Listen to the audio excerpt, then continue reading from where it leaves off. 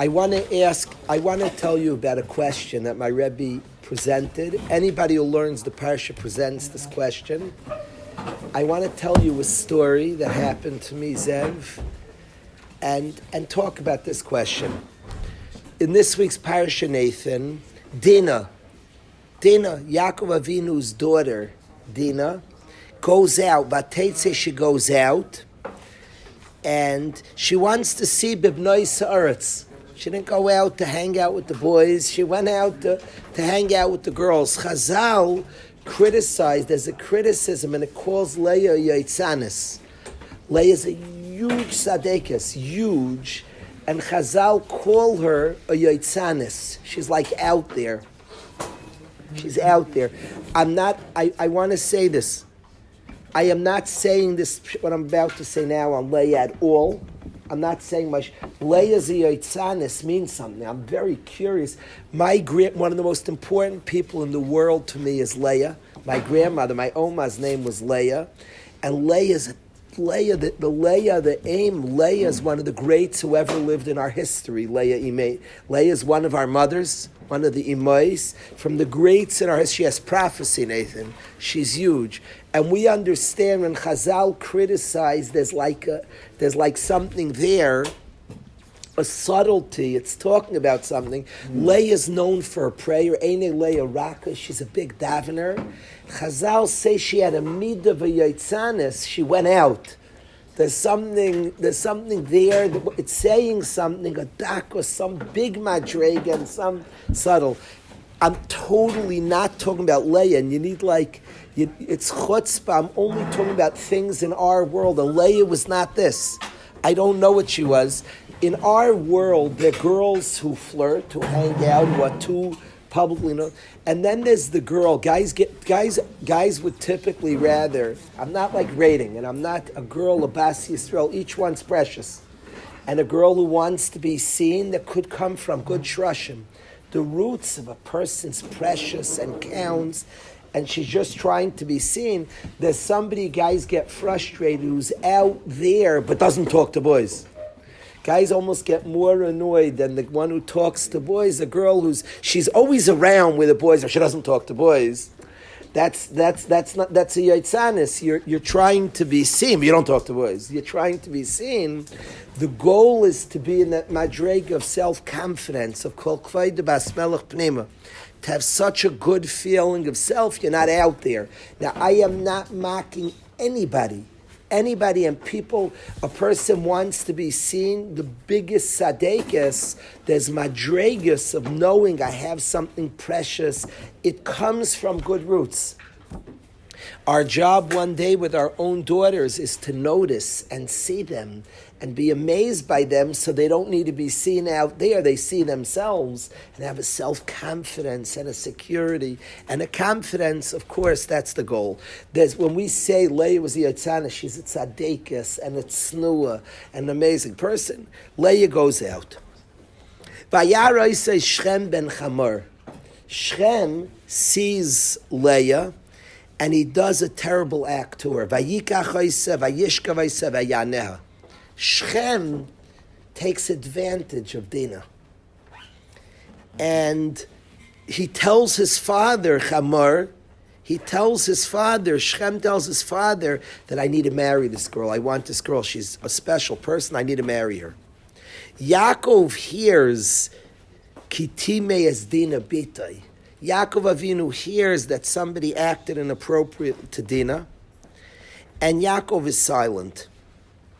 The Bnei Yaakov hear what happened. Yaakov's children hear what happened.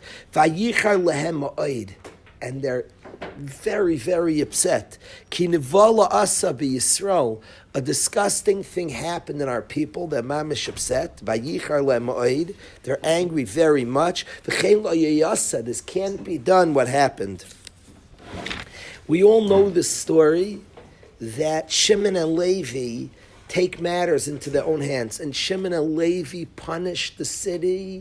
The whole city was complicit in this. The Rishonim speak what the city did. And Shimon and Levi punished the city. This city attacked the Yid, and Shimon and Levi defend the Yid, their sister. It's not happening. And Shimon and Levi defend, and they kill Chamor, and they wipe out Shechem, the city. There's no way somebody's taking advantage of their sister. Yaakov calls Shimon and Levi. Vayemer Yaakov el Shimon and Levi. After Shimon and Levi do this revenge, he says, "Acharta moisi, lavisheni b'yoshev haaretz."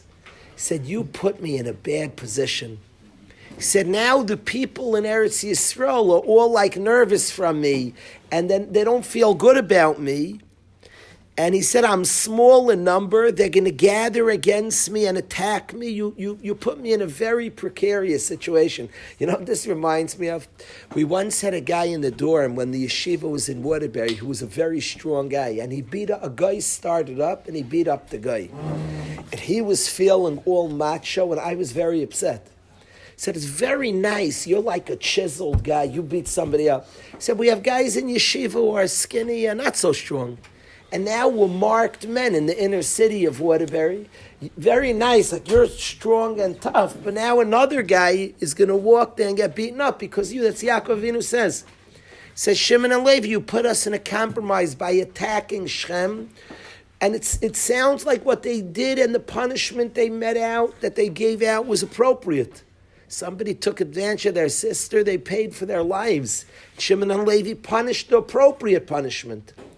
But you endangered the whole family, Yaakov Avinu says. The Ramban says that the Torah doesn't record that two major wars broke out. The Torah is not a history book. It only records that which is relevant l'netzach, for all eternity. So the Ramban says that two wars broke out. The people of Eretz Yisrael, the Torah doesn't record it, had two major wars with Yaakov and his children because of this. Yaakov Avinu wasn't just like a nervous person. It taka happened. There were two wars. So he gives them Musar, Shimon and Levi. You shouldn't have done what you did.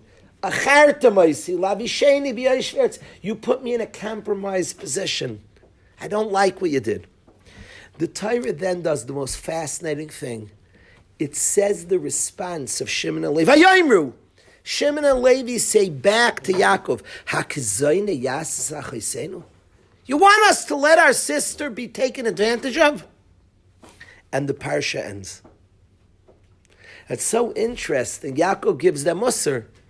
Now, l'chayre, Yaakov knew why they did it. Yaakov knew, the Torah said, Yaakov also heard what happened. The Yaakov Sham, I'm fascinated that it says Yaakov's children are mad, and it doesn't say Yaakov's mad. Fascinates me. Yaakov's an ish emes. And Yaakov hears what happened to his daughter, and it doesn't say he's mad, Moshe. Remarkable. It says the Bnei Yaakov here, Vayichar lehem moed, they were very mad. It's interesting, it doesn't say it on Yaakov. We have to study. What is that? Yaakov's not mad, it's his daughter. A father cares more than brothers. Fascinating. We need to be ma'ayin. We need to work on that. But what I want to say here is Yaakov knew why they did what they did, and he doesn't even say you shouldn't have killed them. That's not nice. They did the right thing. They were chayiv misa. That's open in Rishonim. All of them they were all complicit in the sin. They took a Jew, they kidnapped a Jew as a people. The chayiv misa. The chayiv misa. Together they robbed the Jew and took advantage. No problem. He just says it was a stupid move. You put me in a dangerous position. I'm going to get attacked. It's not safe. You want to punish them. Don't make it dangerous for us. And he says to Shimon and Levi, you compromised. Your anger made you. And then the Torah Nathan records, Shimon and Levi say, what? You want our sister to be a Zaina? It's one of I'm screaming the pasuk. I like reading Chumash soft. I'm screaming this one. This pasuk shouts, Hakizayna Yasa, you want our sister to be taken advantage of? So interesting, Moshe. We know why they did it. And Yaakov Avinu doesn't even say why you do it. He knows why. He just said you compromised us. And yet the Torah Nathan gives them the last word. Very fascinating. It's interesting. Later in the Torah, Yaakov Avinu on his deathbed gives them Musar again for what they did. If you ever learn a Gemara, the art of learning a Gemara is you could figure out who we paskin like. You could see how the Gemara handles. It's usually from the Gemara you could tell who we paskin like. In this machlokes, that God gives the last word to Shimon and Levi, anybody who reads the story knows why they did what they did. And then Yaakov says it wasn't a good move. You endangered us. I hear you had a right. He doesn't say you had no right. He says you endangered us. And then the Torah gives them the last word. Why? You want our sister to be a Zaina? Hakazayna yasach oisenu? End of the parsha. It's almost like they're not even talking on the same playing field, Moshe. Yaakov Avinu is saying, I know why you did it, just you endangered me. They don't even answer. They just say, it can't be our sister. I guess they're saying, so we're in danger, so we'll all die, but we're not letting our sister be a Zaina. I guess they're arguing. And they're saying, Tata, here we'll all be in danger. I'm sorry. It's not, sometimes what I hear Shimon and Levi are saying is, Tata, it's not the time for cheshbonus. Your dad acting so rational. That's what they're saying in Pshat. He said you endangered me. I know why you did it. You were entitled to do it, but you endangered. And they say back, what? What's the alternative? Hakizayna yasach esenu? We should just let her be a Zayna? This might happen that way. I'm not standing by, I'm sorry. I'm not standing by idly. They're saying that it's not the time for Chachmas. You're saying, well, it's dangerous. Intellectually, this is not the right move. They said, what's the alternative? That we just sit by and like shrug while our sister... Sometimes it's just we're acting. I'm sorry, we're acting. This is not... We're acting. I'm sorry, there's not... We are acting. It's not... We're not cheshboning. You're saying these calculations. My Rebbe, there's nothing to do with what I want to say here. My Rebbe held very stark after October 7th, after the Simchas Torah Act. He felt every Yid had to go to Washington, D.C. He was very upset at people who said not to go. He was very upset. He held people were clearing, but what's it going to be like? And he held Klal Yisrael's in it, so we have to say we belong to our people. There's no negotiations. It's going to be like this, going to be like that. I don't know who's running it, who's speaking. He didn't care. We were attacked. We stand with Am Yisrael. I'm not making other cheshbonus right now. Different time. He was upset. He held very stark. People should go. That's the fascinating. They were given the last word, Nathan. And the question I would ask is if the Torah is paskening like them, which it certainly sounds like that's how Hashem, by giving them the last word, but then the Torah records Yaakov on his deathbed, again giving them Musar. I thought the Torah seemed to side with them. Now, to say maybe the Torah sides with them, so why did the Torah record Yaakov's Musar to them? Before Yaakov dies, Nathan, he gives Musar again to Shimon and Levi. Ar apam. I don't like your anger. You made mistakes in your anger. I thought they gave an answer, and the Torah held to their answer. So then don't record Yaakov Avinu giving them Musar, b'Seif Yamav. The kasha is a strong kasha. Maskemaish? Nath? Is their answers correct? So then don't record Yaakov's Musar again later. If there's answers incorrect, Hashem doesn't hold like their answer, so don't record it. The Torah lets them get the last word. The mashmais of Hashem giving them the last word is God is masking. By the way, they're plenty capable. The Shvatim love Musar, and they're plenty capable of not responding. There's a very, very famous story with Reb Baruch Ber with the Brisker Rav. Reb Chaim's son was the Brisker Rav, and he once was up the whole night. He had a kasha in learning, and his father saw him in bed 7 in the morning, very early in the morning, and his father gave him Musar that you sleep late, and he didn't sleep late, he had just gone to sleep. He didn't sleep late, he had just gone to sleep, he had been up all night learning Torah. So his father gave him Musar, and he didn't say a word back. So somebody asked the Brisker Rav, why didn't you tell the Tata you were up all night learning? So he said a chance to hear Musar from the Tata. I don't know, he wanted to hear Musar, such an opportunity to hear Musar. I hear what he's saying, a precious opportunity to hear Musar. So he didn't say back. So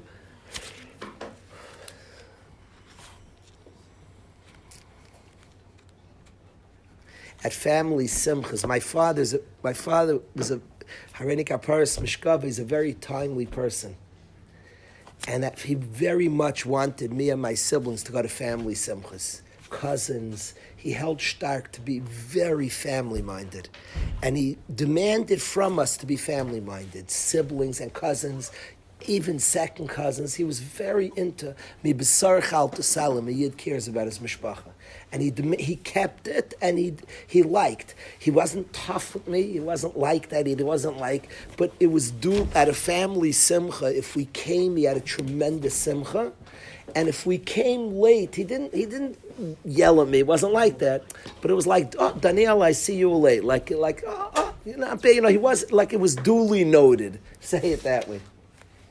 What I would give for that musar, now, I'm going to be late. And on Thursday night, my sister and I cried about it. Rebbe and Russ, we cried together. Who's going to notice if we're late at a family simcha? Who's going to be freedom that we're there, and who's going to lecture us? Daniel, not big musar, but a little teichach. No, the family simcha. No, it's important to family simcha. Teichacha from a good person, from a person who loves you and cares, is precious. And the Brisker Rav got teichacha from his father. He said, I don't feel the need to teichacha.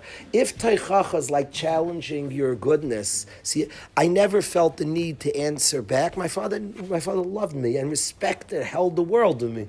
His teichacha didn't challenge your goodness. There's a bachar in yeshiva, I hold it from the biggest we ever had in yeshiva. And I decided this morning to speak to him about something.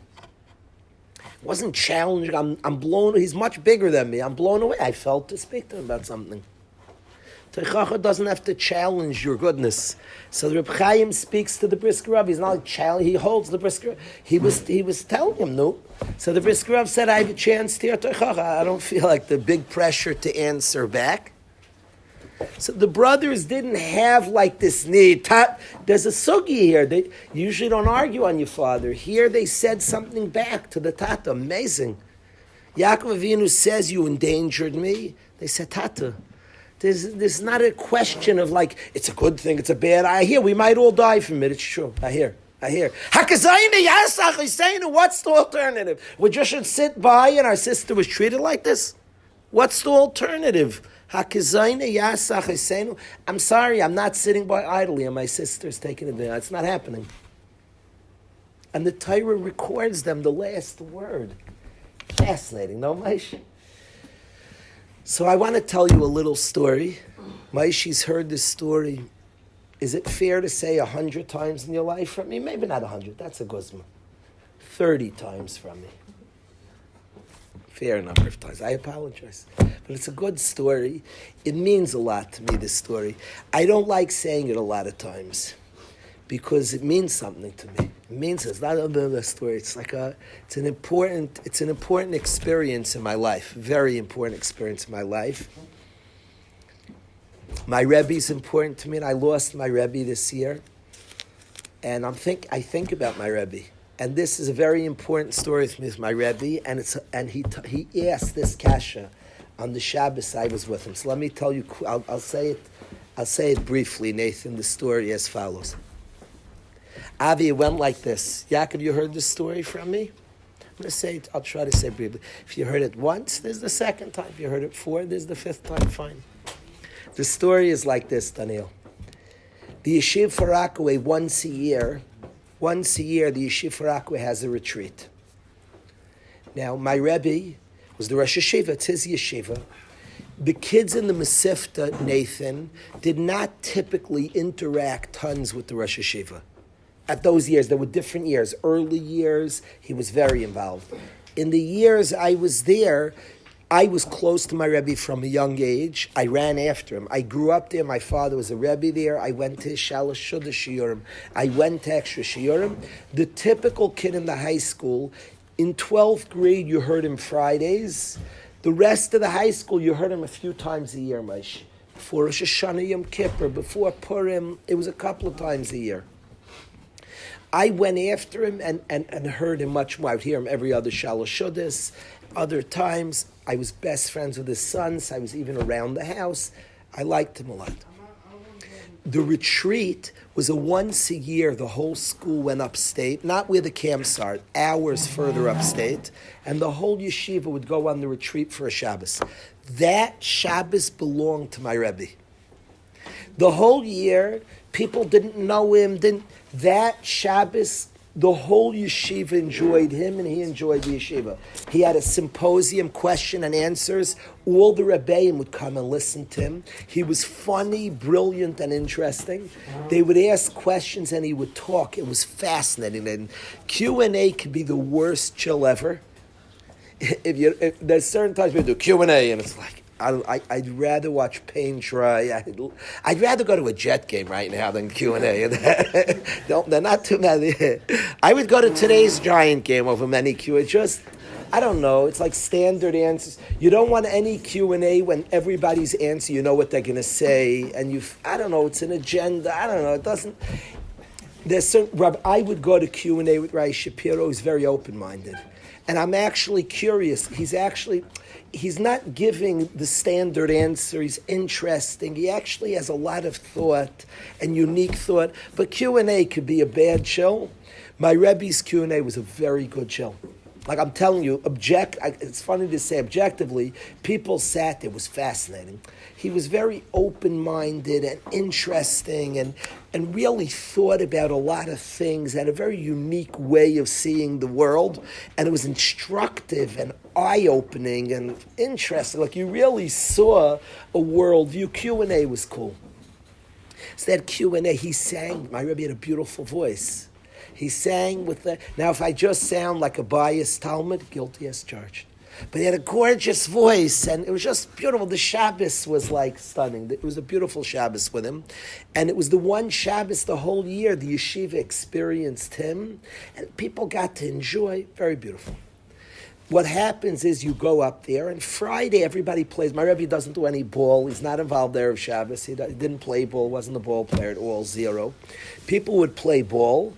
A lot of the Rebbeim would play. The guys would play good games, Nathan. And then Shabbos would come, and it was my Rebbe.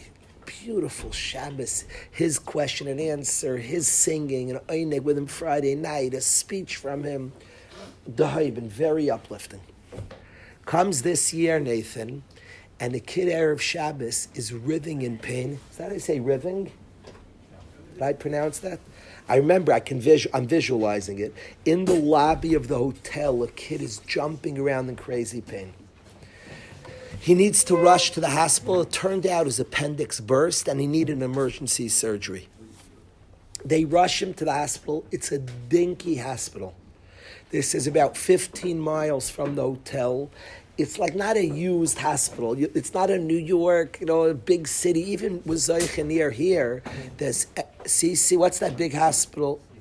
CCMC, a prestigious hospital. Doctors. This had if a cow hurts its leg, they can do good zachem.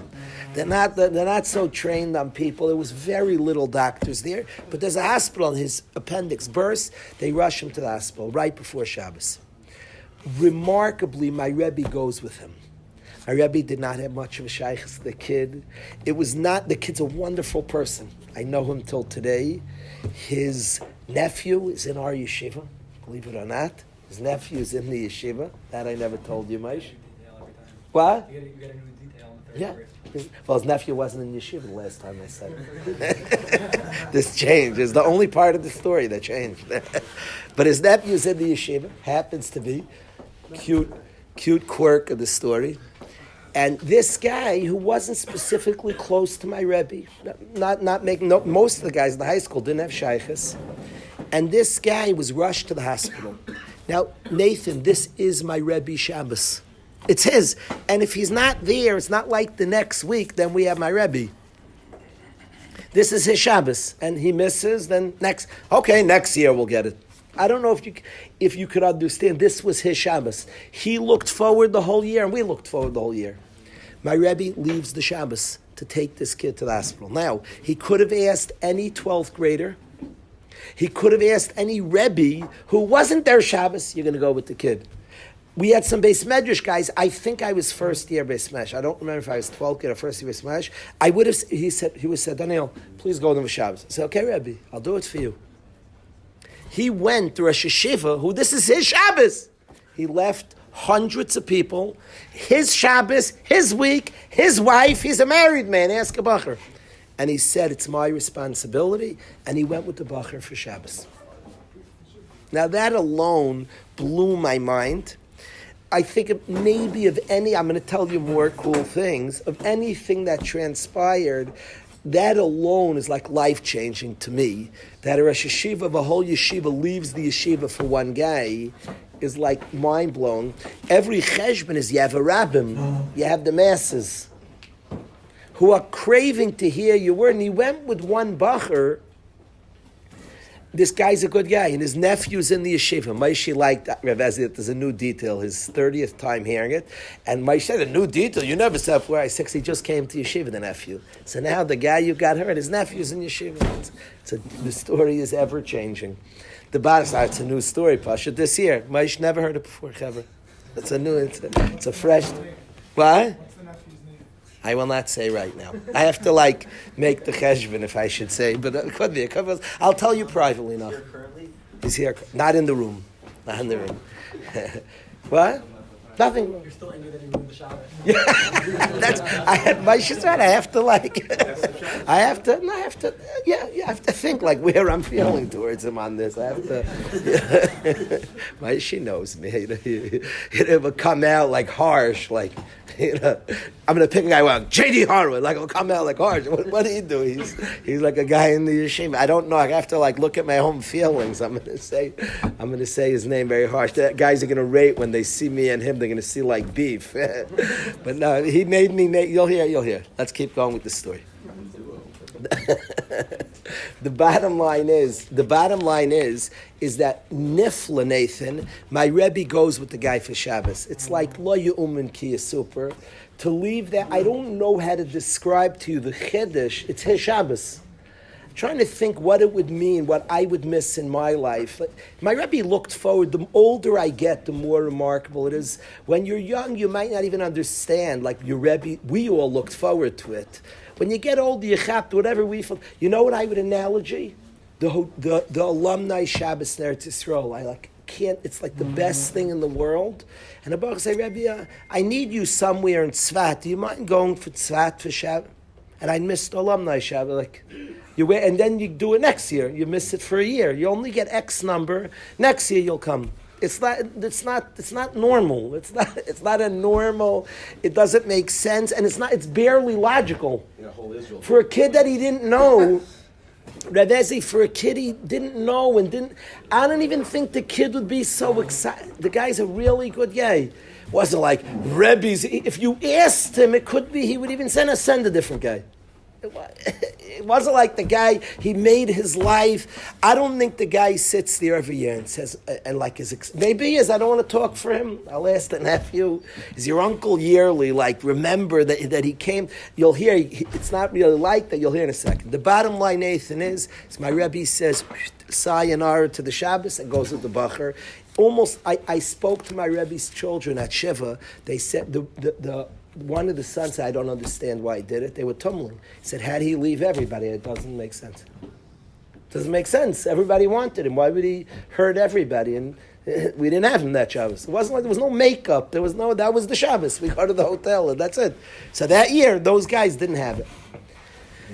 To me, it's not a kasha. This bacher is sick. You have achrayas. That's your responsibility. It's not a kasha.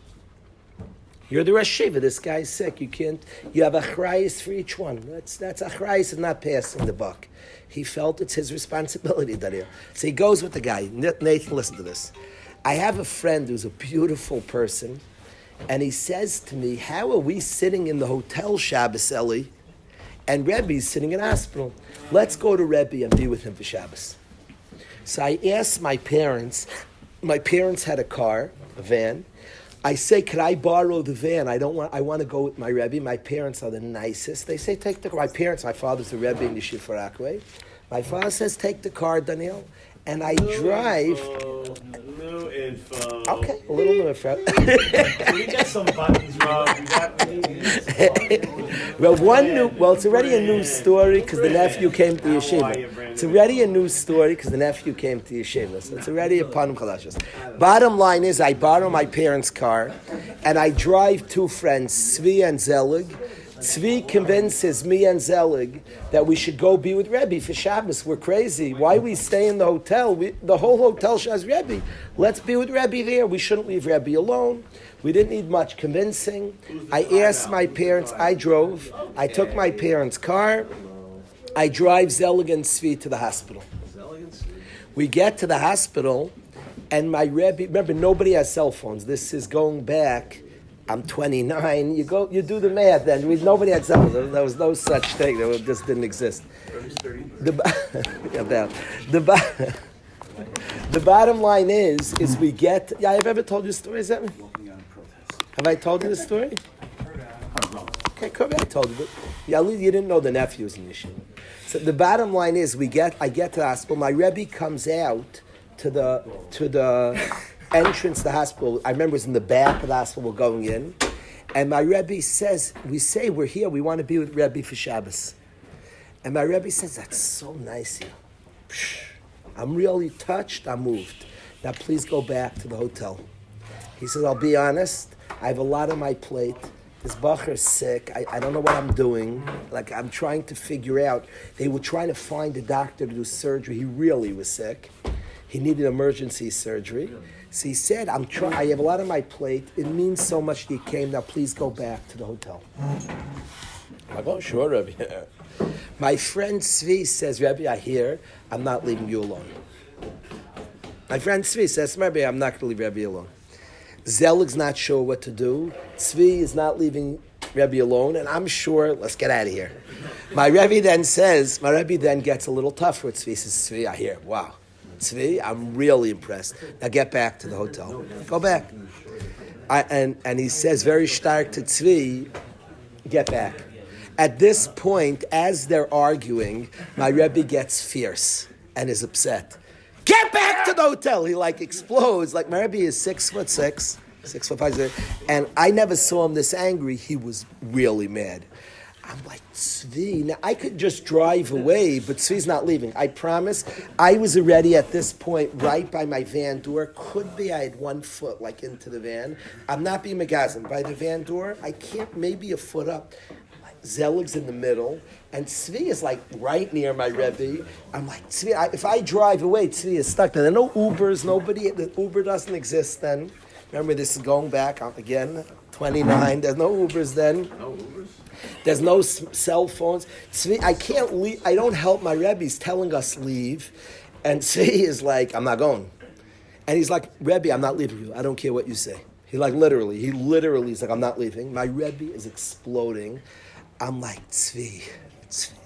I'm like asking Tzvi. Zelig doesn't know what to do. Is just looking at us, behold that. And I'm asking Tzvi, and Tzvi's like, I'm not leaving Rebbe. I'm just not leaving him. I'm like, Tzvi, he sort of doesn't want you here. And Tzvi's like, I don't care. Tzvi held, I'm not leaving Rebbe. He's screaming, I'm not leaving him. So they go back and forth. By the time this argument ended, it was close to Shabbos. I don't think we would have made it back. It went on, I cannot say how long it went on. Tzvi has written up this story. I have to ask him. The argument might have gone on a half hour. I don't want to exaggerate. It's too precious of a story to me. The bottom line is after they argue for a Zman Ma, I'm stuck. I stayed. I'm not like the guilty guy because it didn't help my Rebbe if I leave and leave Tzvi there. I couldn't convince Tzvi. So L'maiseh, my Rebbe turns around and walks into the hospital. And Tzvi follows right behind him. He's walking on Rabbi. You talk about Al Yispal Achure Rabbi. This is he's walking Achure Rabbi. Zelig walks the next, and I'm in the back. I can't believe this happening. I'm not the most assertive guy in the world, and I'm following my Rebbe into and I'm walking. My Rebbe turns around. I will never, ever, ever forget this in my life. He has just screamed. There was tension you can't believe. And my Rebbe turns around and says to Tzvi, Good Shabbos, the beautiful Good Shabbos Tzvi, Good Shabbos Zelig, and Good Shabbos Danielka. I'll never forget my whole life. I'll never forget that Good Shabbos as long as Hashem grants me here. I remember the Good Shabbos Tzvi, Good Shabbos Zella, Good Shabbos Danielka. I'll never, ever forget it. Rabbi says, Good Shabbos. Okay, so now we've been invited, accepted, we're here. Good Shabbos. A little like whoever heard Schwarzer Wolf, and by Shalashuda's time, he after sleeping in the barn, finally Schwarzer Wolf puts the sweetest, warmest hand, strum on him. This is my version of that, of my Rebbe's Good Shabbos, after making it very clear we shouldn't be here. What's wrong, Sreli? Oh, Josh, he's very excited, probably. This is my version of Schwarzer Wolf, of my Rebbe's Good Shabbos Tzvi, Good Shabbos Zel, Good Shabbos Daniel. Very heartwarming, very beautiful. So my Rebbe says Good Shabbos. We then follow my Rebbe in, and then the next thing that happens is they could not get any doctor to do surgery. We're handling for the guy, the Bacher, and they cannot get a doctor to do surgery. His life was in danger, literally. We have a machlokes, us four, the three guys in my Rebbe. I do not know if they sent him by helicopter or ambulance. You could say, what's the difference? I like things exact. My Rebbe likes stories exact, and we had a difference of opinions. They took him out of the hospital to New York. He needed a bigger hospital. The surgery was life-threatening, and he needed a surgery, and they decided to do the surgery in a Manhattan hospital. Pashtus, they airlifted him. They took him by a helicopter or a plane to New York, one of these ones that land on the roof. They got him out of the hospital, that's for sure. If they airlifted him or ambulanced him, there was two versions amongst us four. I simply don't remember anymore. I just know that we're handling, there's no doctor there, and they get him. There's no doctor to do this surgery. It's a delicate surgery, and they send him to New York. So now it's us four there, minus a patient, Nathan. The head of the hospital is a lady. It's a very small hospital. She's the CEO. She literally runs the hospital. And the lady, what was the question? Which I don't remember which one. If they took him by plane, helicopter, or by ambulance. My Rebbe cared on stories a lot, and they had a vikuach. He was very precise. What? Good Nachum. Good Nachum. We could ask. It's funny. We could ask the nephew. They ask the uncle. It's good. My Rebbe cared very much. His stories. It's outside of saying it's not Right. The bottom line, Nathan, is this guy's sent to New York, and the head of the hospital comes to us and says, "I'd like all you four get out of here. Get out. You're kicked out of the hospital." We're all four, the three. I'd like all four. I'd like you all to leave. Get out. So. Okay, thank you. I like all you four. No, she's like, I'd like all you out. Oh, okay. And she kicked us out. So we calmly explained to her that it's our Sabbath, and we can't leave. It's Shabbos at this point, Nathan. It's Shabbos, and we can't leave. There's no place. The hospital was in nowhere. There's no city there. To go, remember, the hotel was about a 15-minute drive. Walk would be impossible. And my Rebbe, to begin with, on Shabbos, it's out of the Tchum. You're not allowed to walk that distance. Even you'd say here is a situation of heter. My Rebbe wasn't even in shape to walk that type of. It would have been hours back to the hotel and out of the Tchum. So we said we can't. So the lady said, I don't care that you can't get out. We said it's against our religion. She said, religion, I own this place, out. She was an anti-Semite. I say that not coming from a place of everybody, every cop gives you a ticket, anti-Semite. No, just a cop who's supposed to give tickets. Here, the lady was taunting us and tough, and we all took it as an anti-Semitic person who said, get out of here. I don't want you here. We were not a threat. We were a rabbi with three dudes. And she kicked us out. We tell her we can't leave. She got mad and she called the cops. She called the cops on us. We were giving her tsaris, we're not leaving. We said, we can't leave. She said, you have to leave. She called the cops. The cops were really nice, understanding and nice. And the cops said, I totally get you. Totally. And he understood us, gave us the area. He said, now, you have two choices. Either I arrest you and bring you to jail because you are trespassing. She's right. You can't tell somebody she owns this place. Your religious reasons, you can't say, okay, I'm in your house, it's my religion. You got to leave. If you want, I'll be nice. I'll put you in jail. I'll just lock you in jail till I'll put you in jail, and you'll leave after tomorrow's Sunday. We explained, or leave, get out, and walk somewhere. You can't be here. The only help I can be, there's nothing around. I said, I'll bring you to jail, and you could we'll be nice to you. We'll lock the door. You could party, enjoy jail. Either jail, there's nothing, he wasn't offering his house. I guess he wasn't the nicest guy in the world, but he's totally he wasn't mean. He said, you just can't be there. I get your predicament, but you can't be there. So we said, we'll leave. We said, we don't want jail. We should have chosen jail. We said, we will leave.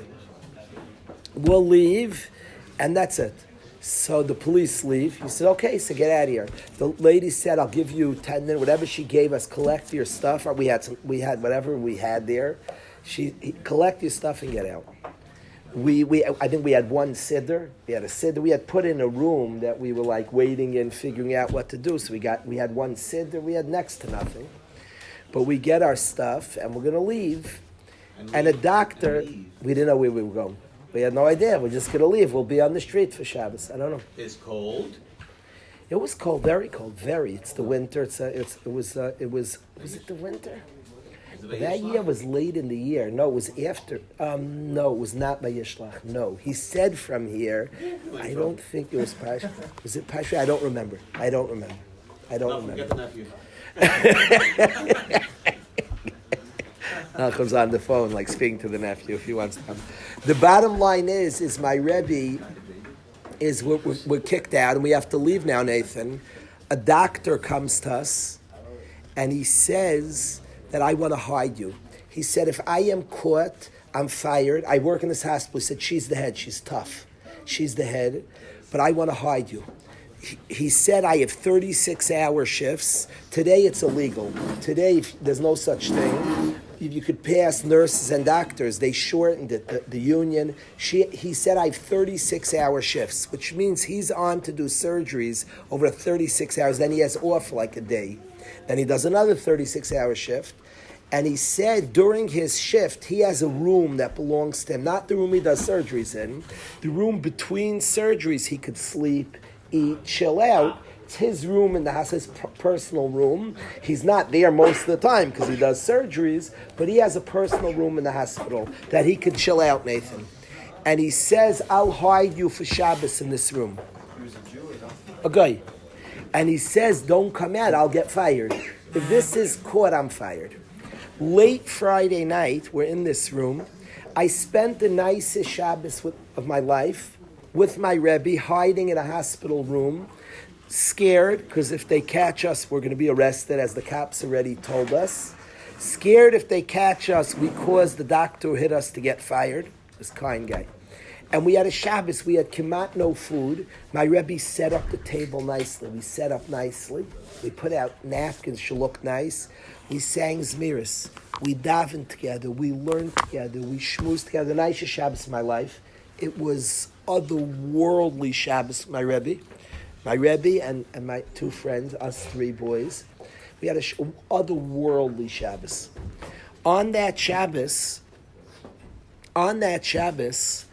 the doctor came late Friday night, and he said, I remember he came late, we were in the middle of our Einig, our Suda, our Einig. We had no annex to go to. The Einig, the Suda, everything was there. There was no food here. There was just, you called the Einig, the Suda, the everything in this room. And the doctor came into the room late Friday night, and he said, I bet you're wondering that here I'm a Gentile, and I just risked my life for 4 Jews. I'd risked my job. I'm fired.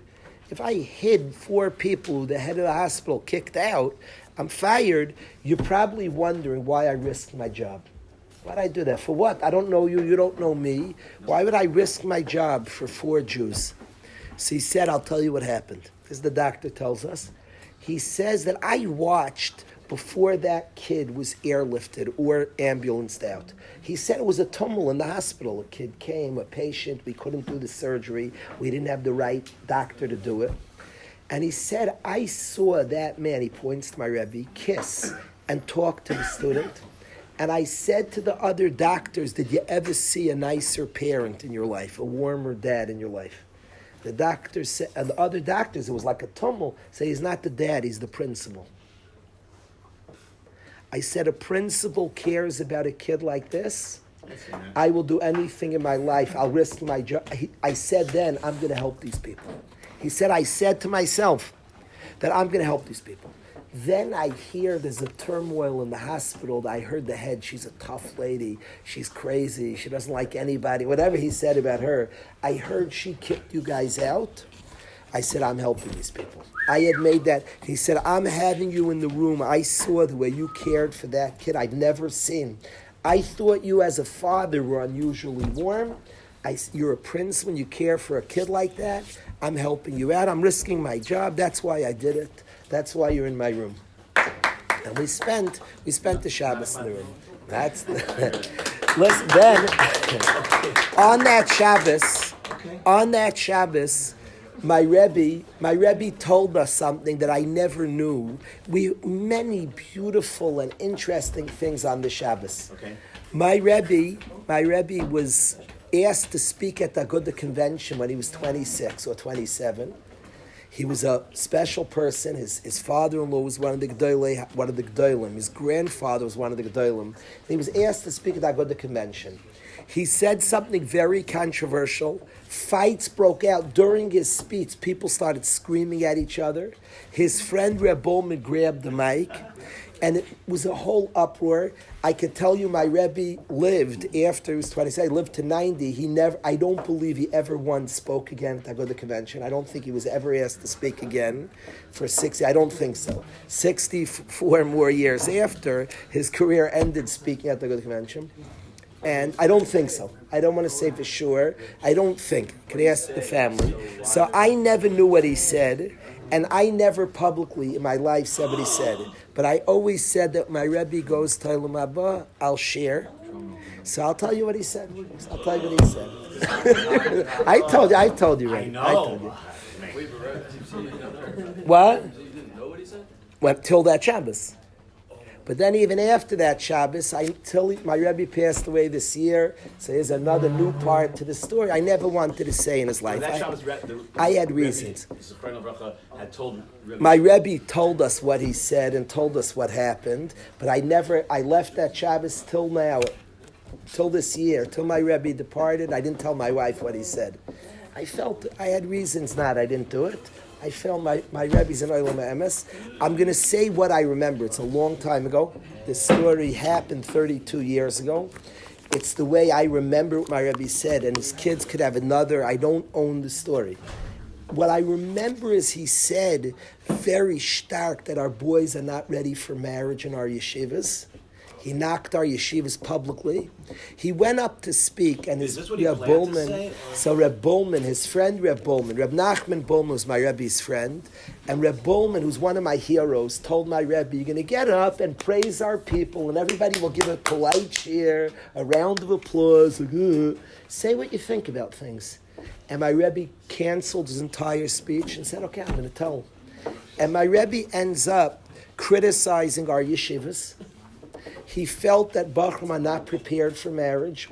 He felt that in yeshivas, for whatever reason, that guys are coming out, they're start with marriage and life. And he felt again, I'm no right, and he felt that guys shouldn't get married early. We should wait and let guys wait to be prepared. The way our system is, they're not ready for marriage. It's dangerous, and he held to get married later and wait. Unless we change up the system, he felt to wait much longer to get married, let people be ready for marriage. But he gave Musar, he gave fierce Musar. People got very upset at him for what he said, Nathan, and it became a whole machlokes. A lot of speakers, no joke, over Shabbos, some people spoke against him, a chutzpah, 27-year-old knocking yeshivas, defending yeshivas, chas v'shalom, and like that. And some people said, he's saying a good point, maybe we should talk. And it was a whole dialogue over Shabbos. On Motzei Shabbos, who came and spoke? Rav Yaakov Kamenetsky. And they told Rav Yaakov Kamenetsky what transpired over Shabbos. And Rav Yaakov Kamenetsky said that he asked this kasha on our Parshas Vayishlach, that who has the last word, And he said what's being said here is they needed to do what they did. They absolutely, but you also need to be yelled at. It's so incredibly irresponsible what they did, you have to get yelled at. Sometimes you have to do what you do and you have to get yelled at. The older I get, I want the guys to hear this. It means more and more to me, Moshe. Sometimes people are exactly right what they're doing and should still get yelled at. And my Rebbe and Rav Yaakov said, Motzei Shabbos, that young man he's 27 and he attacked yeshivas. He has to speak up. He felt something, and he has the possibility. He has Rosh Yeshivas there, but he also has to get yelled at for it. He did what he's right, and he should get yelled at. And he said that here Hashem gives the last word to Shimon and Levi, but Yaakov yelled at them. You need to get yelled at for such a thing, but you need to do what you did. And they're right. And they were right to do what they did. That's what Yaakov said. My Rebbe said to us that here Tzvi said, I'm not pardoning you, Rebbe, and I yelled at him. He said we were both 100% right. He said, I'm a Rosh Yeshiva, my job is the responsibility of you three. I don't know what was going to be Shabbos, and you see we were kicked out, it almost got dangerous. My job was to get guys to safety. I have one guy here, I don't have food, you're having a Shabbos without food. My job was to get you to a safe place. Your job was not to leave your Rebbe. He said we were both right. He said, but I need to yell at you. I have to do my job. You have to do your job. I can't tell you in my life how touching that is. Guys get upset. Sometimes people yell at our yeshiva. You know, it's excellent. Sometimes you have to do a chiddush and you have to get yelled at for doing your chiddush. It's real. Different people have different roles. They're machloksim and Klal Yisrael that it's clear both sides were excellent.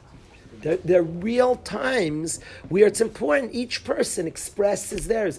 Two even strong different positions is not a big deal. What's the real like that he's right to do? It sounds like Hashem bring out to the world. There's something in the world that's cool. I think we have to learn how to disagree healthily. It's beautiful and fiercely. And it sounds like over here it's something different. It sounds like that the way Rabbi's saying that Terry's saying that they were right. And even so, that people meant to get yelled at. Yeah. Hashem does. Yaakov's job is to yell at his kids. Responsibility to teach them that. Their job. Different people have different response. It comes out like this. Good. Michal, I promise. I don't say I understand it here. I'm not even trying to understand it in the story of Yaakov and the children. I'm not trying. Because I have kashas. Nathan, I promise I've seen this in my life. Two people behaving truthfully, and they have. You think Hillel and Shammai, they had like big machloksim, argued fiercely. It was very important, very good. Hillel brought Hillel and Shammai brought Shammai, and they argued fiercely. People will come and be stark. It's so wrong, and they're supposed to bring that to the world. There's different souls meant to bring different iris. And big people. Do you know the Barditchev had people that were mad at him? Reb Levi Yitzchak Barditchev had people mad at him. Do you know Reb Nachman had people that were fight? So you think everybody retroactive is mad at? Today we all know Reb Nachman. So people who were mad at him are all bad. The Shpola Zayd is bad. The Shpola Zayd was one of the Tzadikei Adar was upset at Reb Nachman. Do you know the Shpola Zayd? There was a certain R. Reb Nachman was a different R. Two iris. It's we're too afraid of this. We're too insecure for this. So let it be fierce. Two shittas that are two iris that are very important lights are let it be there, are supposed to be there. Rav Yaakov wasn't a jokester. He said my Rebbe was supposed to do what he did and he was supposed to get yelled at. Beautiful. So let it be like that, and that has a big value. We learn from the whole Zach. You learn from you learn all the time. You learn from two shittas that are exactly opposite, and they bring big art. Avram, true. I'm not trying to be political. You could think of examples, and it doesn't mean you shouldn't be stark.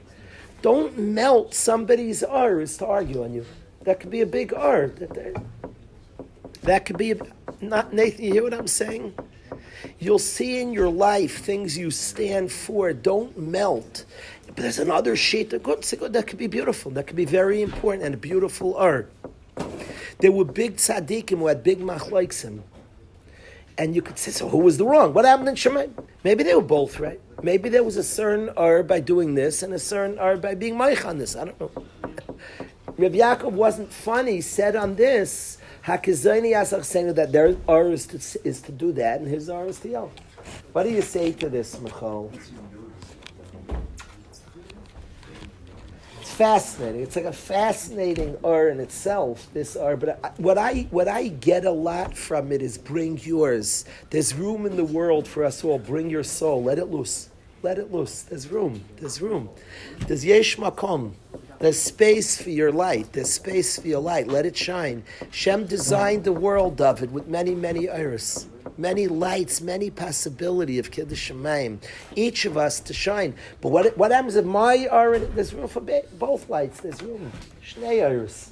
There's room for both lights. And sometimes it may come out as a machlokes. As a machlokes, it can come out Hillel and Shammai with two iris. It's a Pella, there were two iris called Shammai, Abaye and Rava. There were two iris, and they came out like opposites, and the world's a better place because there's Abaye and Rava and Hillel and Shammai. Don't be afraid, but also tap into your R. Tap in. Don't be afraid if there's a snagdus.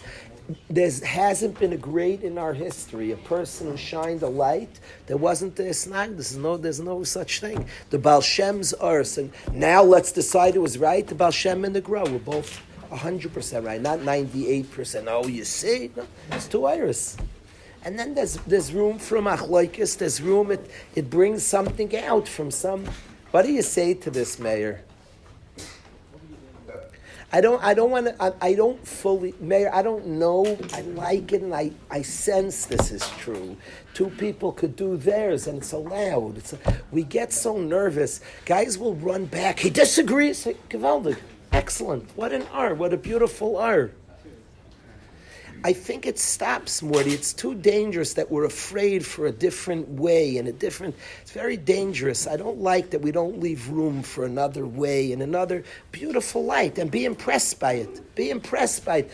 By the way, guys see strictness. Oh my gosh, this is a beautiful light. We were talking about rigidity and flexibility and different people. There are different iris in the world. Leave room for what do you say to this, Martha? What strikes you? I said once I realized that there's two R's, like there's almost no more argument about it. But yeah. It's funny. Morty Kedarka, he's brilliant. He's brilliant. I want to say what he said because it's important. So Morty said, so everything's just like, you just took away any chiyus. So like, what do we argue? It's boring. We're all good. Everything's good. I still say fiercely shine yours. It's interesting because Morty's asking and he's saying, Morty asked, Morty said, so you took away any machlokes, everything's boring. Like, I'm allowed to be you be you, me be me. He's right, there's a danger to like teaching that could be different artists. Morty said, you take away passion. Okay, everybody just do it. No, shine your light fiercely and comfortably and fully and bring it, because your R is your R and you're supposed to see your R. I think if you too easily understand his and let go of yours, you don't bring yours. Bring it. Hillel didn't come like apology. He was Hillel. Shammai was Shammai. It comes fierce, and it has to come fierce. I don't know if it's so apologetic and it's so, well, he's a letter. I hear. My job is not to make room for his per se. My job is to shine my art in a certain fashion. In a certain way, I think so. What you said is always like the danger. Morty's saying at the point, like, there's everybody's R, so nobody has any passion. No, you have an R. And whenever you bring your R, there's a chayshech you're fighting, Morty. So you have to fight past the chayshech. I don't want to make so anybody who's not doing what you're doing is just a different R. There's a chayshech that you're supposed to light up. There's a darkness and a void of your R. So battle for your R. Because the chayshech needs your R. There'll be a different R that has a different... Do you know what I mean? So I like what Morty said is like the klipa, is the danger of this. So that was the story, Chevra. That was a brief, somewhat brief, like the new details of the nephew. Was there any food? Did anybody send food? Okay, we didn't give every detail. Have to save something for a different year, Rabbi. You said that last time. Are you white? So It's not that Shimon and Levi has to hear the Musar. It's that Yaakov has to give the Musar. That's fair. And maybe they even have to hear. I don't know. Maybe it's good to hear. Even though they What? Why couldn't Yaakov say to someone else? Each brother ours. Maybe that needs that tension itself does. The Baal Shem and the Grum. Maybe that tension itself.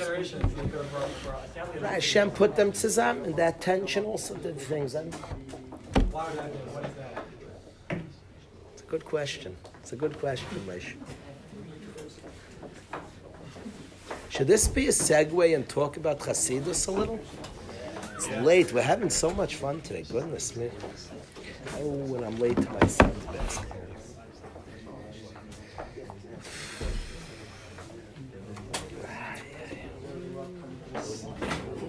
Interesting, Nathan. Might say Shabbos. When it was time we could go, we ran to my car and I drove everybody back. When we got back to the hotel, Rabbi Brown, who's an Adam Gadol, a Shas Yid, Kol HaTorah Kula Yid, he said that the whole yeshiva has to go greet my Rebbe. He did such a tzidkus. He was so nishtaimim. Maishi, I told you this? No. Rabbi Moshe Brown was so amazed by the tzidkus of what my Rebbe did. When we came back, he said we have to go out to greet him. And he had the whole yeshiva come outside. The whole yeshiva went outside to greet my Rebbe and walked him in. When we came back, Rabbi Brown said everybody should go out. They mamish, it's not a chassidish yeshiva. They like, it could be they even tanced him back. But they all went out. It could be, I feel they even tanced. I don't want to say, I'll change the detail. But they came out to greet us all. The Raivam, they came out. Rabbi Brown spoke. Yeah, he said about the tzidkus. He left that Shabbos to be the Bacher. Pasha Yid coming back from a Dvar Mitzvah like this, he had the whole yeshiva go out to Pasha bring him back. How was their Shabbos? Was it like a disappointing of us? I wasn't there. But you said, no interviews? I wasn't there. No, I don't know. Maybe we're going to ask JD.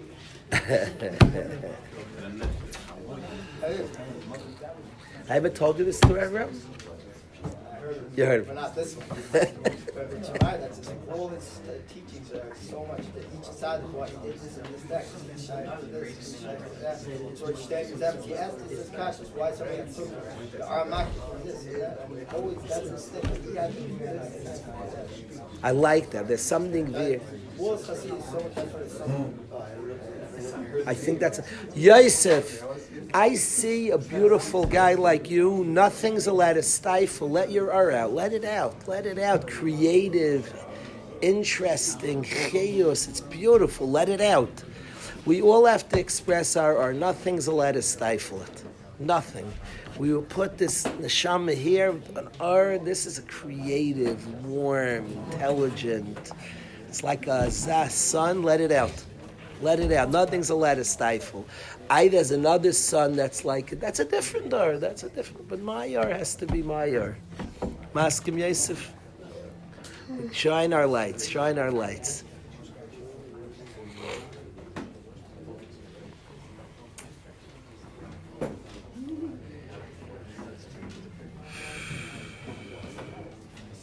Okay, so then I'm going to tell you, do you mind if should I quickly say the story with Yad Kislev?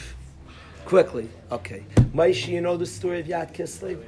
Should I say Michal? Okay, I'm going to tell you the story. I'm only doing this, the reason I'm doing this for myself, one, because it's cool and I want to be cool. Two is I want to show off to Nathan. And three is a good segue, Nathan. Because Nathan, we're talking about different iris, Daniel. And not to be afraid of different iris. That's mamish, the story I'm about to tell. Not mamish, this is like, and shine your archivally. Avi, listen to this. We're going to go back to the late 1700s and the Maggid of Mezrich. The Maggid of Mezrich is the main disciple of the Baal Shem. And the Maggid inexplicably says to the Baal Atanya on Yud Tes Kislev, it's our Yom Tiv today. These Yidden, their words were measured, and he says to the Baal Atanya. The Baal Atanya is the first Lubavitcher Rebbe. His name was Schneier Zalman. He was from Liadi. And he says to the Baal Atanya, it's our Yom Tiv today, on Yud Tes Kislev. more the Maggid. The Baal HaTanya was a Talmud of the Maggid, and really more Reb Menachem Mendel of Vidapest. They were together Talmidim by the Maggid, but the Baal HaTanya was younger than Reb Menachem Mendel. I would call him, I don't want to you have to ask Chabads because I don't have the right. I would say he's a Talmud of the Maggid, and maybe even a shtickle Talmud of Reb Menachem Mendel of Vidapest. Lemaisa. In the late 1700s, the Baal Shem's, a few big disciples, which means students of the Baal Shem, decide they're moving to Eretz Yisrael. Yidden always love our land. And Reb Menachem Mendel of Vidapest, along with others, go to Eretz Yisrael. The Baal HaTanya says that I want to go too. Which Yid doesn't want to go to Eretz Yisrael, and he decides to leave. Reb Menachem Mendel tells him, your flock needs you, you're not allowed to abandon them. Mechatesi to leave your chevra. And Rabbi Menachem Mendel doesn't allow his friend / Talmud, we'll call him a Talmud Chaver, he doesn't allow the Baal HaTanya to go to Eretz Yisrael. He tells him, you have a job, you have a task, you have a tzibur, don't abandon your flock. The Baal HaTanya's Rebbe says that. He goes back to his flock. He actually had traveled away already and was trying to come. He had already packed up and was trying to come with Rabbi Menachem Mendel. How much he had packed, all the details, it's late 1700s. I wasn't born, even Reb Ezi wasn't born yet then. I was a kid. Oh, he was. Reb Ezi was a kid then. Reb Ezi doesn't remember the details. Reb Ezi's an old soul. But anyway, the bottom line is... We're having way too much fun today, Reb. Yeah. The bottom line is that he decides the Baal HaTanya that he wants to support Eretz Yisrael. It can't be, I'm just not going, I want to go there, but he stays with his flock. So he starts something that's called Koilol Chabad. What do we typically, Joshua, Kiva, what do you picture when you picture a Koilol, a group of men learning? Koilol Chabad has nothing to do with anybody learning. Now, the word Koilol means to bond people. Koilol Chabad was a tzedakah started by the Baal HaTanya, and he collected funds for Menachem Mendel of Vidapest and other Yid in Eretz Yisrael, any Yid. And it's one of the oldest tzedakahs in the world, Koilol Chabad. And it was started with the purpose of what? Aniyah Eretz Yisrael was started by the Baal HaTanya who couldn't go to Eretz Yisrael, said at least let me support the poor Yidden of Eretz Yisrael. Now, Cheka, Eretz Yisrael at this point, late 1700, just to get your year straight, America has just started. What year did America start, Davidel? Let's go. I want the guys to know this. 1776. Beautiful, 1776. Good, Davidel. You're holding 20 years into the Yankees aren't even born yet. 20 years, you're holding 1790, in the 1790s, and the Baal HaTanya decides, even 1780s maybe, the Baal HaTanya decides he's supporting, remember he can't go to Eretz Yisrael, David, so just to get a historical like the time, he's going to start this Koilol Chabad and support the poor people of Eretz Yisrael. Now, the Baal HaTanya had misnagdim, people who didn't like him, because they didn't know this whole shtickle Torah of different iris, or because they held like Morty, my job's not to let your my job's to shine my ar. He's starting Chasidus, and they were very nervous about him. They report to the Russian head, whose name was Paul, the guy in charge in Russia, and they tell him that the Baal HaTanya is a bad dude. They wanted to get him in trouble because he's affecting Yiddishkeit. So they tell him who ran Eretz Yisrael, the Ottoman Empire, who were enemies of the Russians. So they tell him the Baal HaTanya had started Koilol Chabad, he's sending money to Israel. They convince him that the Baal HaTanya is supporting the enemy, supporting the Ottoman Empire, and if he's supporting the enemy, he's your enemy. He who is friends with your enemy is your enemy. He's supporting the Ottoman Empire, and they tell Paul, Yidden, who didn't know the shtickle about two iris, they tell them that the Baal HaTanya is supporting the Ottoman Empire. The Russians in prison in St. Petersburg, they throw the Balatanya into jail. Now, jail is not like a nice little cell. He was on some island. They were going to kill him. Huh? Was he the Balatanya before jail or after jail? I don't know. But he was for sure of Shneur Zalman of Liadi. And they throw him into prison, Chika. They throw him into prison. And he was there for 2 months in jail because of Kailul Chabad. On what day did they let him out? On the day that 26 years before the Maggid inexplicably says to the Balatanya that Yat Kislev, Yud Tes Kislev is our Yom Tiv. For some reason, he said like a line, this is our holiday. On Yud Tes Kislev, 26 years later, the Balatanya is rotting in jail. And like this, the Tsar, the head of Russia, decides to free him. He gets freed, Yud Tes Kislev. The Chassidim wanted to turn it into a Yom Tiv. The Balatanya is freed. He didn't want it, but they convinced him that let's celebrate the kollel that got you in trouble. Now the kollel's allowed to run, the money for the Aniyim. So every year on Yat Kislev, the Chabad Tzibur makes a big party and a big zach, and they raise money for the kollel Chabad. This year on Thursday is Yat Kislev, Thursday night, and kollel Chabad, about 2,000 people will be gathering in New York, and they've asked Shlomo Guri to come and sing at this gathering, Yat Kislev. They gave tickets. I have 50 tickets for the Chevra. So the Chevra can come. Mordechai's coming with Yankov. Us Chabad guys are coming. We may convince Rav Ezi. There are rumors. We may convince Rav Ezi to go. We saw him learning Basayin over Shabbos. So it looks like things are changing rapidly. Oh, really? So Mezritcher said that it was referring to Mezritcher's yard. He was nifter then? I didn't chap that the Maggid of Mezrich ends up being nifter, Yat Kislev also. I did not know that. Why do they call it Rosh Hashanah? Because they hold with Chasidus, like that's like a pet. He called, and the Maggid called it our Yom Tov.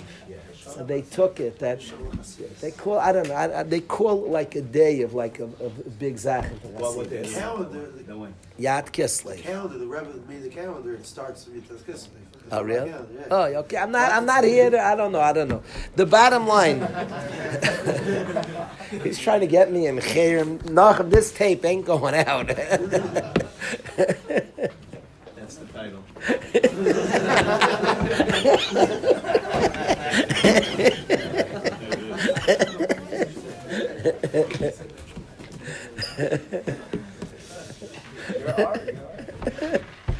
Half little fella. So now you know, Akiva, now you know what Shlomo is singing.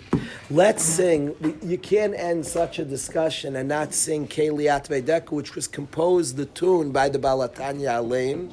Let's sing Keliat Veideka. Me and Shlomo, they want him to sing only a Chabad song. So they want Keliat Veideka. We will convince them. We've officially made Kayol Tareg. I think it's so good. It's for now on, it's also a Chabad song. It definitely has Chachma, Bina, and Das in the song. And we're convincing them Kayol Tareg. I hope one of them listens to this year. Like 50 years, you're going to have like Chabad Fabrengen, and they're going to sing the Chabad Kayol Tareg. All because of Shlomo Guri.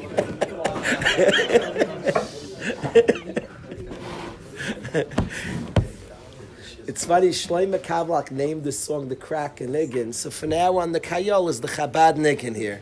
So, let's go. Let's do Keliat to Shlomo. Let's go. Nice key. Let's go.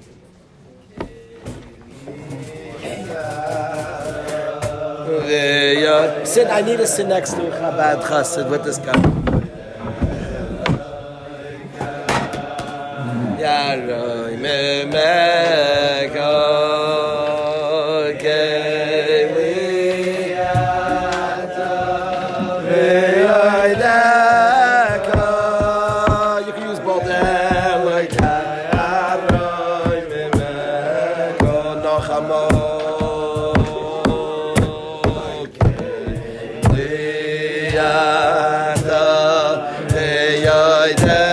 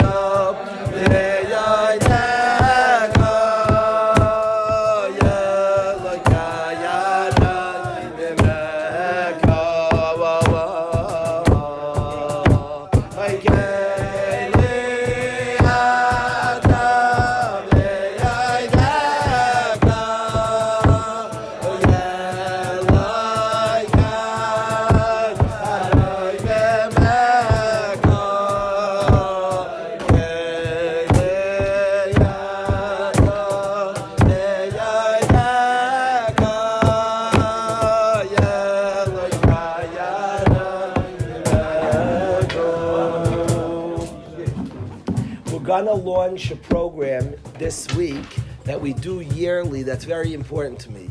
Chanukah is a zman that we're madlik the Ur. The Urs come out, and the darkness precisely allows for the Ur. Shraga b'tia ramayahani, and the light, there's no Ur. The darkness itself allows for an Ur. And what we do yearly is we have a thing where guys write odes about each other. We call them odes because we say it says azam l'lakai ba'odi. We all have a uniqueness, an ode shali. We all have an ode. What does an ode mean? Yomi, what is an ode? An ode is like a short appreciation song of somebody's called an ode. We call it an ode because we're a yeshivish place. And azam l'kai ba'odi means like the uniqueness of each person, the ode shali, my little. So we ask everybody to write odes about each other. What we're going to do, the prizes are going to be crazy. It could be the winner. We're going to announce specific. It might be a trip to Eretz Yisrael, ski trip to Utah. No, we're talking that level. What? Yeah, but an ode, the way an ode works, it could be a song, it could be a poem. It should be an appreciation of each guy's going to get somebody to do. We're going to give it out. You're going to get a guy in yeshiva, and you write an ode about the guy. You give him a gift. The gift should be under $5. Expensive doesn't fool us. $10 max. You buy a gift for your guy. Creative gifts, cute, make us laugh. Buy something that fits the guy. You might have to do research on the guy. We do this at a Suda on Chanukah in Yeshiva, and guys read their odes. It's electric, really special, and the dorm councils are going to vote. It's going to be a panel. I assure you, Avi Bertram will be on this panel, and they're going to vote. Srili Stern will be on this panel. And they're going to vote the top one, but it's the most interesting and geschmack and well done and funny. You could do a song. Don't do Grammin. No Grammin. Grammin is like so other years, but it's not this year. You will not win. That I know from firsthand from the judges. But you do a poem. It could be a song. A song is a big mile. You do a song, a poem. It could rhyme. It doesn't have to rhyme. It's an ode. And it's a song slash. Yeah, not the tune. Yeah, we don't. We just. It's been used up. It's retired for the year. They retired years ago. So no Grammin, and we're going to rebring it in a few years. What? We got a chat GPT detector. I'll tell you, I want to say with that many guys, of course, use chat, and I don't care they use these chats. I don't care. I want to say that it's not, you could tell it's not personal. That's why the judges are sophisticated. And by the way, you could even use those lines, but you could tell if it's warm, if it's on point, if it's your own private. If chat could write your appreciation to the guy, the judges are brilliant. And emotionally, you won't win. I don't think it will ever happen because they're looking. It even defines the judges. One guy is brilliant and has such good words. They're talking about that it's meaningful. We want to see that it means something. That your mamish had a beautiful appreciation. I don't think a chat, whatever, will end up being a victor. By the way, if you got some lines from me, I would advise that. I think that's cool. You're allowed to even get a few words and lines, but give your own stamp, your own mark on it. So, do guys they could figure out if you got it from there? Yeah, if it's too good, it's not. Our guys are better, what's this? You could tell those. You could tell. If it works, it's entertaining. Yeah, I agree with that. And if you fool the judges, it's none of the judges' business. Yeah, I agree. If they could call them, it's irrelevant. I agree with that. I agree with you, Rabbi. I don't care. I don't care. Let's say I call up the guy who's very talented and writes it for me. It's not my business. Give me the finished product. I'll see you later. Because of the Levaya, it says, right, Kalish Yomer, he gives daily Musar topics from eulogies to holiday-related discussions. Who says that? In ChatGPT, because of the Levaya. It was the most recent one. Where does it say that? Here it says the Daily Musar, and then it says these talks are made like this, covering times and eulogies, not because of the Levaya or something. Okay, in case you're using chat, what's this called? ChatGPT. ChatGPT says that from now on I only give eulogies. So, okay, you can use one big eulogy. As he says, Nar Simchas from now on. Chat's, I'm official eulogist.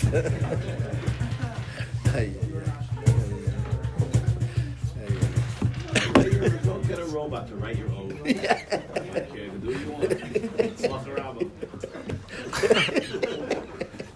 It's bad, guy, but I still have the GPT to write it in a non-sophisticated, different way. He wants a different title. I'm asking Chet. Daniel, that'll work. Shine your light. Nathan, you'll win the contest. We're going to have like 5 winners. 5 winners. We'll try to do every age, like a dorm council winner. The dorm councils are not going to vote on themselves. That's Daniel Silver's running the yeshiva these days. You're going to pick the best dorm council, Daniel. Who should vote with you? A non-dorm counselor. Who should vote with you? With me? To decide which dorm council. Who should be a judge with you? And Avi Bertram's already in. He's the dorm council judging the 9th, the 10th, 11th, 12th.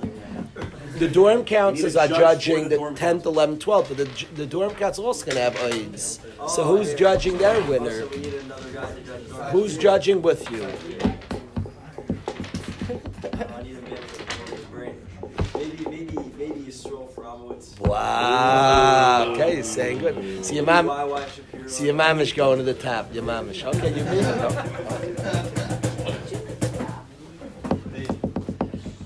Yomi, you have a good one prepared? Yeah, I haven't saved since last year. Obviously. It applies to anyone. You know, it's interesting. It applies to everyone. They made some gathering for Tzvi Eisner, and Mishulam Charach spoke, and he said an oid to my friend. I think he had written the oid for the yeshiva. Like people wonder, we all have like, what a weird place. He got up and he said a brilliant oid for Tzvi. No way. Now he had the oid from our oids. Azam l'kai be'oidi. So we're gonna have an oid night. He never said it, but he wrote it. I think so. But he had never given it. I think so. Is that true, Michal? Chica's gonna have a good oid. The gift is like a 10. We're gonna give out names. Yomi, we're gonna give out names to everybody. Do we let guys pick who they want to give it to? Or we no. What? It has to give guys a chance to Can't pick who. We're coming back on Hanukkah, right? We're coming back the last night, let's say Tuesday night, or Monday night, whatever it is, but the buses will take 6 hours, coming back at like 8, 9, and then 12 a.m. And the next day is still Hanukkah. Yeah. That morning is when we're having this bash, the Eid bash, and that's after a night of partying. Usually it's always They're scheduled to come around. Guys asked, maybe we'll do it that night. Guys in yeshiva said there's a concept of a mincha ma'ariv. A bacher, we had a whole vote this morning, and guys wanted to start, you ever heard of a mincha ma'ariv? Guys want to start a new concept called a ma'ariv shachris. That'd be a cool ma'ariv shachris. So they say that night we have a concert through the night. We should do a ma'ariv shachris. You ever went to one of those?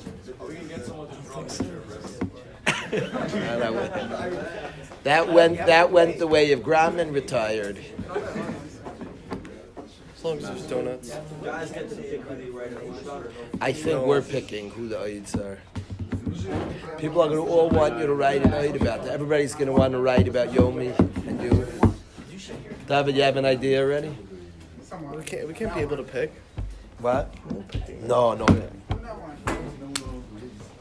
Yankiv. Good times. Okay. Michelle, we should have an Amir now? Is it that time of the day? What? It's really, look at the crowd here. Look at this chevra. What would be if you and Shlomo would sing something now? Come to the front. Come. Yehuda Laluch is here. David Silver. David, it means a lot that you're here. Is that David Silver? Thank you, being covered. You, Yankiv, sing with them. Yankiv, you, Swirly, and Shlomo. Come, sit right here. Yankiv, right here. I need Aaron Feinsod on the box. Aaron Feinsod, come on the drums. Come. Aaron on the drums. Yankiv right next to Shlomo. Let's go, let's go. I can be a background dancer. Yeah, you could also be a singer.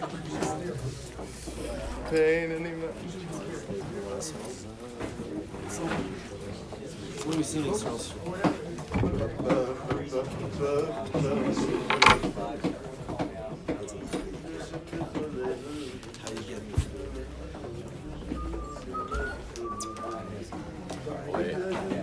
are we singing? Tell me boss. What? What should we sing? Okay. Yankiv, sit down. I have to hear what we're singing. What should we sing?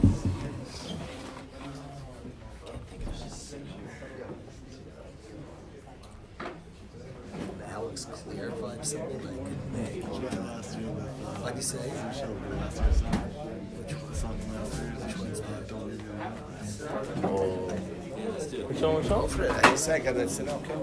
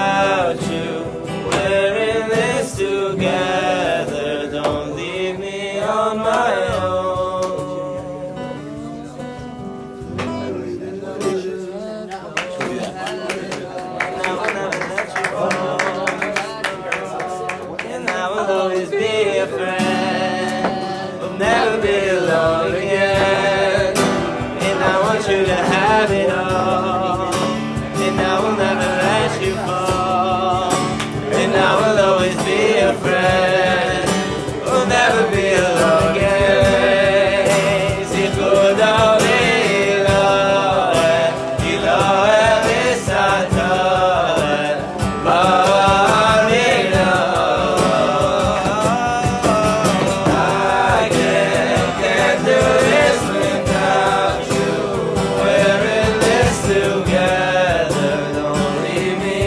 on my own. I can't do this without you. We're in this together. Don't leave me on my own.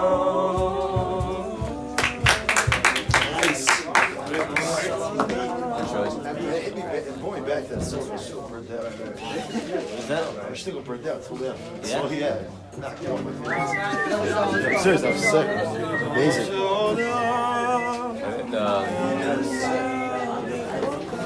Next one to that.